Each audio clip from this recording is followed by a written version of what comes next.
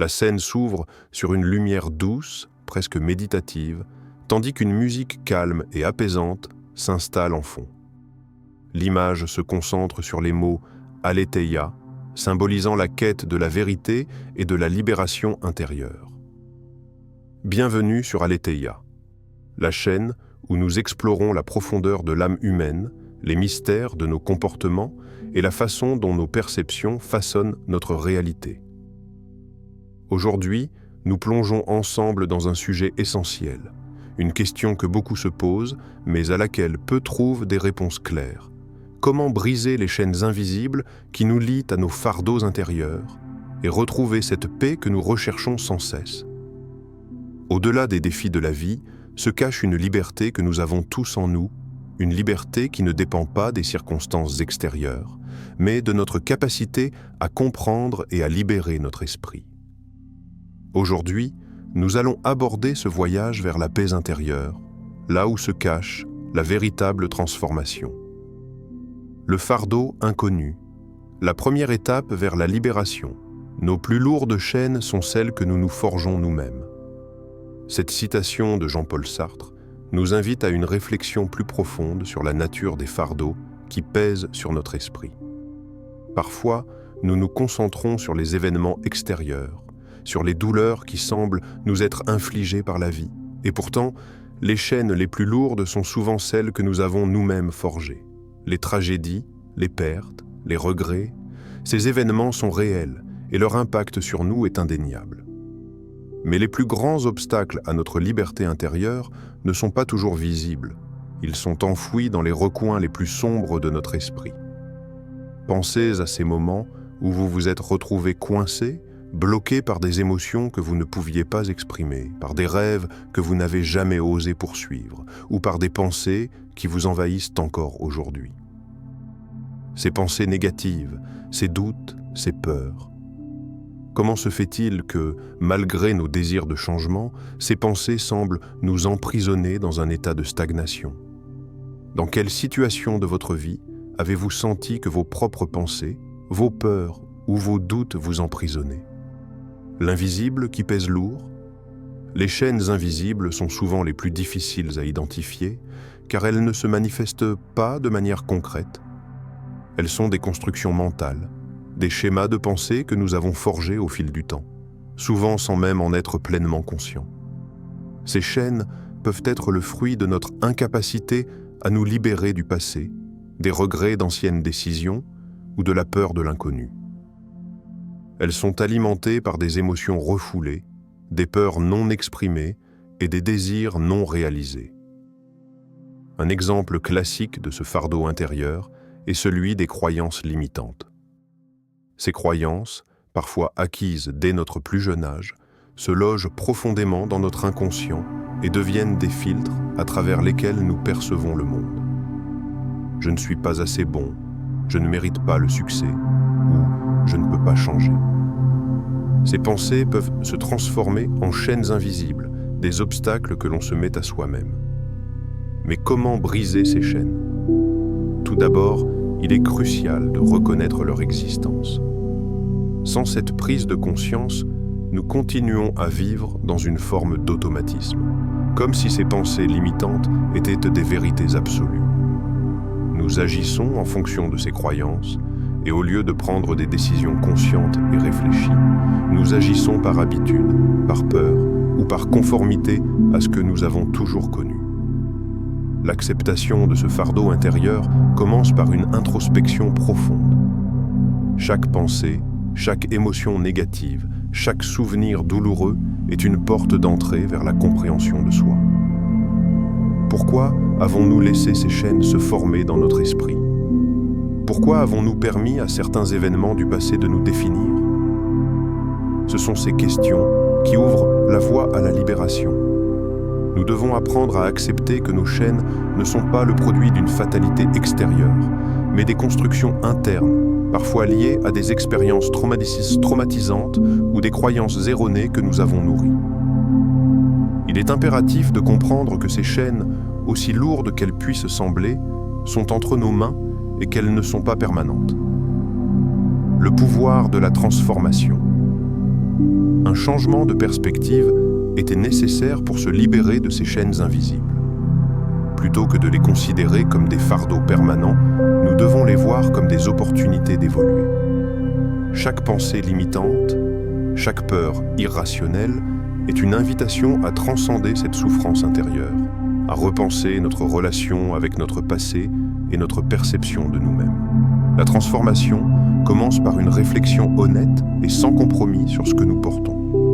C'est un processus de dépouillement, un acte de se débarrasser des couches d'émotions et de croyances qui ne nous servent plus, mais qui continuent de peser sur nous. Ce n'est pas tant le fardeau extérieur qui nous empêche d'avancer, mais le fardeau intérieur que nous portons inconsciemment. Ce fardeau, bien qu'il ne soit pas tangible, a un pouvoir immense sur nos choix, notre manière de percevoir le monde et nos relations avec les autres. Réfléchissez à ceci. Comment pouvez-vous aujourd'hui commencer à vous détacher de ce poids invisible? Comment pouvez-vous réécrire votre propre histoire, en laissant derrière vous ce qui ne vous définit pas? Cette prise de conscience est la première étape vers la libération. Se libérer de ce fardeau intérieur ne signifie pas ignorer le passé, mais l'accepter pour ce qu'il est et en tirer les leçons nécessaires pour avancer. C'est un acte de courage, mais aussi de sagesse, de reconnaître que les chaînes ne sont réelles que si nous choisissons de les laisser nous définir. Avant de continuer, un petit rappel, abonnez-vous à la chaîne pour ne pas manquer nos prochaines vidéos. Si ce que vous voyez vous plaît, un like serait grandement apprécié et n'hésitez pas à partager vos réflexions en commentaire. Merci pour votre soutien continu. L'acte de libération. Prendre conscience de notre pouvoir, la liberté, ce n'est pas faire ce que l'on veut, mais vouloir ce que l'on fait. Jean-Jacques Rousseau résume ici l'essence même de la liberté intérieure.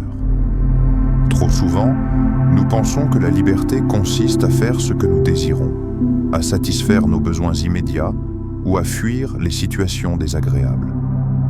Mais la véritable liberté réside dans notre capacité à vouloir ce que nous faisons, à trouver un sens dans nos actions, même les plus difficiles. C'est cette compréhension qui marque le début du véritable changement. À un moment donné, chaque personne a ressenti cette frustration d'être piégée dans une situation qui semble sans issue. Que ce soit dans nos relations, dans nos carrières, ou même dans nos luttes internes, nous avons tous été confrontés à ce sentiment de captivité. Pourtant, ce que nous ignorons souvent, c'est que cette captivité est avant tout une illusion. La vraie libération n'est pas quelque chose qui viendra de l'extérieur, mais un choix intérieur. C'est dans la manière dont nous réagissons à nos pensées, à nos émotions et à notre environnement que réside notre pouvoir. Nous ne pouvons pas changer ce qui nous est arrivé, mais nous pouvons changer notre façon de réagir face à ce qui nous arrive.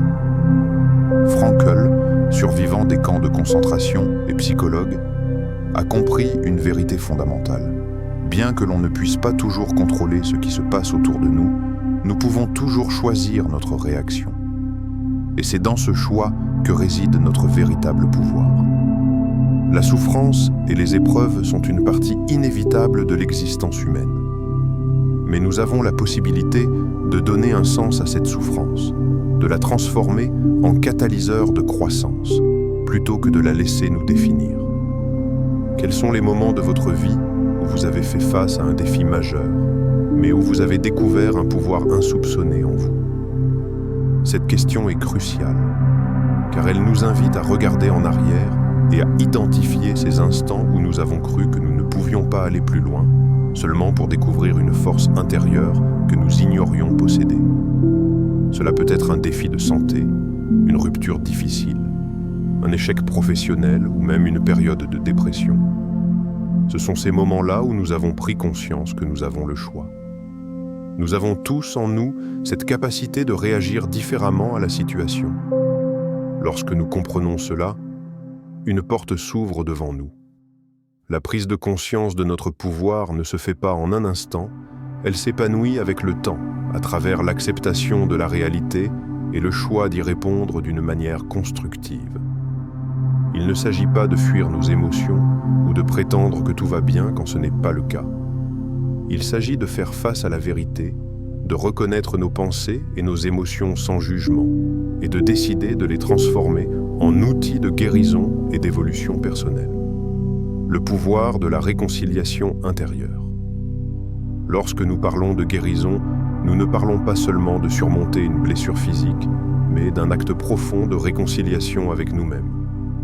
Il ne s'agit pas d'effacer notre passé ou de minimiser notre souffrance, mais de comprendre que ce passé fait partie de nous et qu'il ne nous définit pas. Nous avons la capacité de réécrire l'histoire de notre vie, de changer notre perception des événements et de choisir ce que nous faisons avec notre douleur. Cela commence par un acte de conscientisation, un regard intérieur qui nous permet de voir clairement où nous en sommes. Ce regard intérieur est la clé pour briser les chaînes invisibles qui nous lient à notre souffrance. En prenant le temps de vraiment nous observer, de comprendre pourquoi nous réagissons comme nous réagissons et d'accepter que notre souffrance ne doit pas dicter nos actions futures, nous amorçons un processus de guérison. Se libérer du poids mental. Imaginez ce fardeau intérieur qui vous pèse. C'est comme si chaque pensée négative, chaque doute, chaque peur que vous nourrissez venait se superposer aux autres, formant un poids que vous portez sans le savoir. Ce poids mental n'est pas une fatalité. Il est possible de le défaire, de le transformer, simplement en changeant notre perspective et notre approche. La réconciliation intérieure commence avec la décision de se débarrasser de ce poids, et cela se fait par des actions concrètes. Changer la manière dont nous parlons de nous-mêmes, remettre en question nos croyances limitantes et prendre des décisions qui nous rapprochent de ce que nous sommes réellement. Le vrai changement ne réside pas dans ce que nous faisons dans le monde extérieur, mais dans la manière dont nous choisissons de vivre avec nous-mêmes. Lorsque nous choisissons consciemment de nous libérer de ce fardeau mental, nous découvrons une liberté que nous ignorions posséder. C'est cette liberté intérieure qui nous permet de nous élever au-delà de nos circonstances, de transformer nos défis en opportunités et de nous rapprocher d'une version plus authentique et épanouie de nous-mêmes. La véritable libération est avant tout un choix qui commence dans l'esprit. Lorsque nous comprenons que nous avons le pouvoir de choisir notre réaction face aux événements de la vie, nous commençons à récupérer notre pouvoir. Ce n'est pas un pouvoir sur les autres ou sur les circonstances, mais un pouvoir sur notre propre expérience. Et c'est là que réside la vraie liberté. La perception du fardeau, repenser l'identité et la souffrance. La souffrance est inévitable, mais c'est notre perception de cette souffrance qui détermine si elle nous écrase ou nous élève. Ces mots de Søren Kierkegaard, philosophe danois, nous plongent dans un aspect fondamental de notre expérience humaine. Nous avons tous, à un moment ou à un autre, rencontré la souffrance sous ses différentes formes. La perte, le rejet, l'échec, la trahison, ou encore l'absence de sens. Mais ce que Kierkegaard nous rappelle, c'est que la souffrance, bien que présente dans nos vies, n'est pas une fatalité. Elle n'est pas une force extérieure imposée sur nous, mais un phénomène qui fait partie de notre condition humaine. Cependant, c'est la manière dont nous choisissons de l'apercevoir qui change tout. Quand nous souffrons, nous avons tendance à nous identifier à cette souffrance. Nous la portons comme une étiquette, une partie de notre identité. Mais est-ce vraiment ce que nous sommes ? Sommes-nous réduits à nos blessures ? Ou y a-t-il un moyen de transcender cette souffrance, de l'utiliser comme un tremplin pour une transformation intérieure ? L'homme qui se libère de sa souffrance intérieure trouve la paix, mais celui qui fuit ses luttes est destiné à être toujours en guerre avec lui-même. Nietzsche, en parlant de la souffrance, met en évidence une vérité profonde. Fuir nos luttes ne fait que les prolonger. Nous pensons souvent que la souffrance doit être évitée à tout prix, qu'elle est un mal à éliminer. Pourtant, c'est dans l'acceptation de la souffrance que nous trouvons la clé de notre libération. Ce n'est pas en fuyant que nous guérissons, mais en affrontant ce qui nous blesse. La souffrance devient alors une occasion d'éveil, un moteur de transformation. Ce que nous avons souvent pris pour un fardeau devient une source de force lorsque nous arrêtons de lutter contre elle et que nous apprenons à l'accepter comme une partie du chemin. Là où nous nous identifions souvent à nos blessures, à nos échecs et à nos traumatismes, il y a une autre voie. La souffrance n'est pas une partie définitive de notre identité. Elle peut, au contraire, être un passage. Un passage vers une version plus forte de soi, une version qui accepte, qui apprend et qui grandit. Le fardeau, bien que toujours présent, devient plus léger lorsque nous décidons de l'affronter avec sagesse. Cela ne veut pas dire qu'il disparaît instantanément, mais qu'il perd son pouvoir sur nous, car nous avons changé notre regard sur lui. Êtes-vous prêt à abandonner l'idée que vos souffrances définissent qui vous êtes et à commencer à utiliser vos blessures comme un levier vers une version plus forte de vous-même? Il est difficile de se détacher de cette idée, surtout quand la souffrance est omniprésente dans nos vies. Lorsque l'on souffre profondément, il est tentant de croire que cette souffrance nous définit.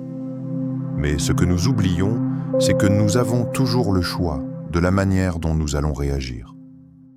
Nous pouvons laisser cette souffrance nous écraser, ou nous pouvons choisir de l'accepter, de l'affronter et de l'utiliser pour nous renforcer. Pensez à une situation de votre vie où vous avez dû faire face à une épreuve particulièrement difficile. Peut-être que vous avez traversé une rupture, perdu un emploi ou fait face à une maladie. Dans ces moments de fragilité, le fardeau semble insurmontable. Mais combien d'entre nous ont découvert, après coup, que cette épreuve les avait en fait préparés à quelque chose de plus grand, à une version plus résiliente de soi-même? C'est dans cette confrontation avec notre souffrance que réside la clé. Nous ne devons pas fuir nos luttes ni les ignorer. Au contraire, chaque difficulté rencontrée est une invitation à redéfinir notre rapport à nous-mêmes et au monde. Si nous cessons de voir nos blessures comme des malédictions, mais plutôt comme des occasions de grandir, nous commençons à voir le monde sous un jour nouveau. La souffrance, au lieu de nous abattre, devient une force qui nous propulse. Ainsi, ce changement de perspective devient fondamental pour notre bien-être. La souffrance, loin d'être un fardeau, peut se transformer en un levier de croissance. Ce que nous avons tendance à fuir est en réalité une partie essentielle de notre évolution personnelle. La douleur n'est pas le problème en soi, mais la manière dont nous la vivons et la percevons. C'est ce regard nouveau sur la souffrance qui ouvre la voie à la paix intérieure. Le fardeau ne disparaît peut-être pas, mais il devient plus léger. Il devient moins un obstacle qu'une opportunité de se réinventer. Et dans ce processus, nous retrouvons une forme de paix qui n'est pas l'absence de douleur, mais l'acceptation sereine de ce qui est, un équilibre trouvé dans le cœur même de la souffrance. L'art de se détacher, accepter l'impermanence de tout. Dans notre quête incessante de stabilité, nous cherchons souvent à contrôler chaque aspect de notre existence. Nous croyons que, en exerçant un contrôle rigoureux sur nos vies, nous pouvons éviter l'incertitude, la douleur et l'inconnu. Cependant, l'une des vérités les plus fondamentales de la vie est que tout, absolument tout, est impermanent. Les moments difficiles, les peines, mais aussi les plaisirs, sont des vagues qui vont et viennent. Pourtant, dans un monde qui valorise la maîtrise, il nous est difficile de laisser aller. Nous nous accrochons à ce que nous connaissons, à ce qui nous procure une sensation de sécurité, même si cela nous empêche de grandir. L'art de se détacher, loin de signifier un abandon, consiste plutôt à libérer notre esprit du fardeau de tout vouloir maîtriser. Cela ne signifie pas que nous renonçons à nos objectifs ou à nos désirs, mais plutôt que nous acceptons que la vie est pleine d'incertitudes et que certaines choses échappent à notre contrôle. En nous détachant, nous apprenons à voir chaque événement, qu'il soit heureux ou douloureux, comme un passage, une étape sur notre chemin plutôt qu'un fardeau à porter. Le secret de la vie réside dans la capacité à vivre pleinement le présent, sans se laisser capturer par le passé, ni craindre l'avenir. Les mots d'Épictète résonnent comme un appel à vivre pleinement chaque instant. Combien de fois avons-nous perdu de l'énergie à ressasser le passé, ou à craindre l'avenir. L'un des pièges dans lesquels nous tombons facilement est de nous laisser prisonniers de ces deux extrêmes, le regret du passé et l'angoisse de l'avenir. Pourtant, comme le philosophe nous le rappelle, la vraie liberté réside dans la capacité à vivre dans le présent, à accepter que ce qui est, et que nous n'avons pas besoin de tout contrôler pour être heureux. L'impermanence, loin d'être un concept abstrait, est une réalité que nous vivons tous les jours. Chaque moment que nous vivons, qu'il soit joyeux ou difficile, est temporaire. En comprenant cette vérité, nous pouvons apprendre à nous détacher de l'idée que nous devons tout saisir, tout retenir, tout maîtriser. Au contraire, nous pouvons accueillir chaque instant pour ce qu'il est, sans nous y accrocher excessivement. Quel est cet aspect de votre vie dont vous vous accrochez encore, mais qui, en réalité, vous empêche d'évoluer? Prenez un moment pour réfléchir à cette question. Y a-t-il quelque chose ou quelqu'un dans votre vie dont vous vous accrochez fermement, pensant que cela vous définit ou vous apporte un sentiment de sécurité? Peut-être s'agit-il d'une relation qui ne vous sert plus, d'un emploi qui ne vous épanouit plus, ou même d'une blessure émotionnelle du passé qui vous empêche d'avancer. Ce à quoi nous nous accrochons trop souvent devient une prison invisible, une chaîne qui nous retient et nous empêche de grandir. Accepter l'impermanence de la vie, c'est accepter que rien n'est permanent, que tout change et que c'est justement dans ce changement que réside la beauté de l'existence. Au lieu de nous battre contre les vagues de la vie, nous pouvons apprendre à les surfer, à les accepter et à avancer avec elles. Ce détachement ne signifie pas négliger nos responsabilités ou cesser de poursuivre nos passions, mais plutôt de comprendre que tout ce que nous vivons est en constante évolution. Dans cette acceptation de l'impermanence, nous trouvons une forme de liberté. Cette liberté nous libère du poids de l'attachement, du fardeau de vouloir contrôler l'incontrôlable. Chaque expérience, qu'elle soit agréable ou difficile, devient alors une occasion d'apprentissage, une chance d'évoluer. Nous cessons de voir la vie comme une série de pertes et de gains, mais plutôt comme un flux d'expériences qui, ensemble, nous façonnent et nous permettent de grandir.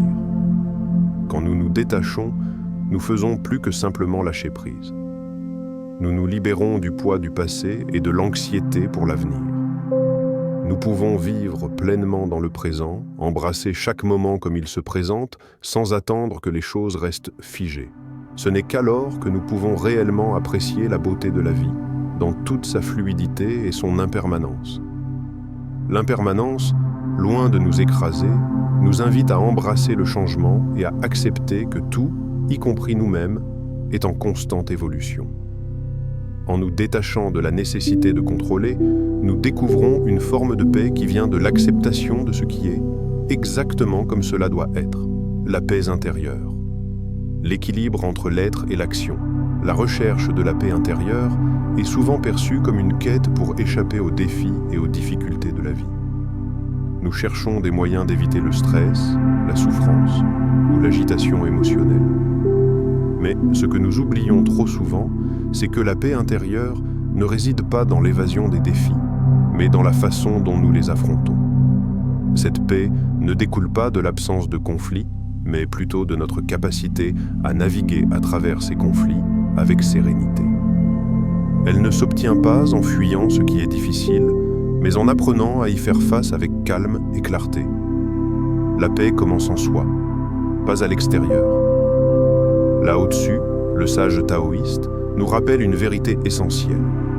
Tout ce que nous recherchons à l'extérieur existe déjà à l'intérieur de nous. Nous croyons souvent que la paix vient des circonstances extérieures, de la réussite, du calme dans nos vies, de l'harmonie dans nos relations. Mais la véritable paix provient d'une harmonie intérieure. C'est dans l'alignement de notre être intérieur avec nos actions extérieures que nous trouvons la sérénité durable. Nous sommes des êtres en constante évolution. En traversant différentes phases de la vie, nous sommes confrontés à des défis et des transformations qui nous poussent à changer. Parfois, ces changements sont conscients. Parfois, ils sont le fruit de situations extérieures. Cependant, la paix ne vient pas d'une absence de changement, mais de notre capacité à accepter ces transformations avec calme et équilibre.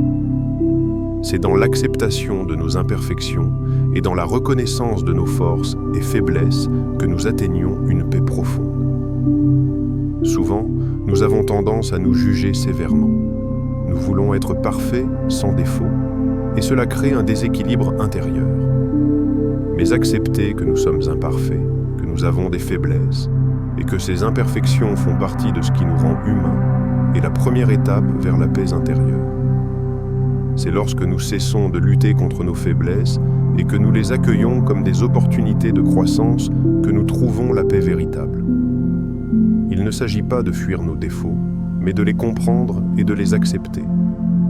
De la même manière, nos forces ne doivent pas être vues comme un moyen de nous éloigner des autres, mais comme un moyen de les aider et de contribuer au monde qui nous entoure.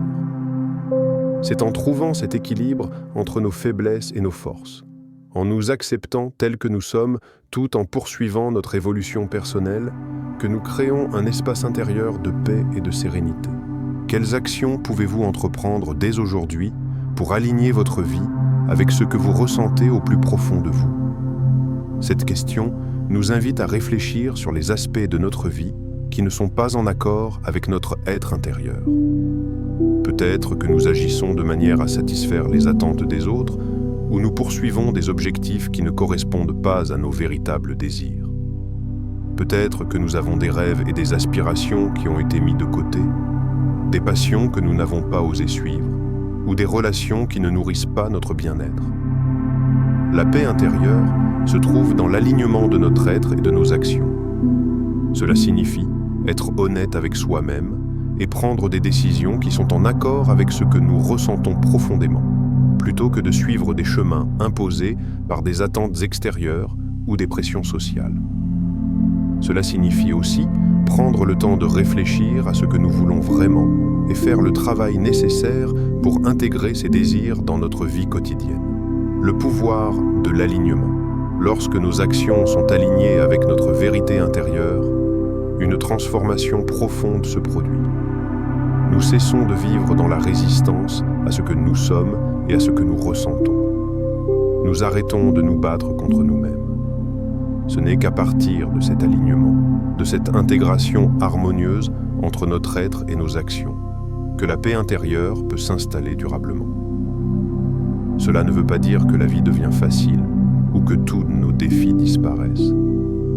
La paix intérieure n'est pas une absence de conflit ou de lutte, mais une sérénité qui nous permet de les affronter avec confiance et calme. C'est cette paix qui nous permet de rester centrés, même lorsque le monde autour de nous semble chaotique. Vers une paix durable, la paix intérieure est le fruit d'un équilibre. C'est un état d'âme qui ne vient pas par hasard, mais par un travail conscient, par la décision d'aligner nos actions avec nos véritables désirs, par l'acceptation de qui nous sommes dans nos imperfections et nos forces. Ce travail est constant, un chemin sans fin vers un état de sérénité qui grandit à mesure que nous apprenons à mieux nous connaître et à mieux nous accepter. Lorsque nous trouvons cet équilibre, nous brisons les chaînes de la souffrance intérieure. Le fardeau devient plus léger et la paix profonde s'installe. C'est dans cet équilibre, entre l'être et l'action, que nous pouvons enfin goûter à une paix véritable et durable. En brisant ces chaînes, vous avez découvert la voie de votre propre liberté. La paix n'est pas un état lointain, mais une décision quotidienne. Nous avons tous le pouvoir de changer, de nous détacher de ce qui nous pèse et de retrouver une forme de sérénité que nous croyions perdue. Si ce message vous touche, si vous sentez qu'il y a quelque chose à transformer dans votre vie, abonnez-vous à la chaîne pour continuer ce voyage ensemble. Partagez vos réflexions en commentaire et laissez-nous savoir quel fardeau vous êtes prêt à déposer. Laissez un commentaire, activez la cloche pour ne rien manquer et laissez ce voyage vers la paix intérieure commencer dès aujourd'hui. Merci de faire partie de cette transformation. À très bientôt.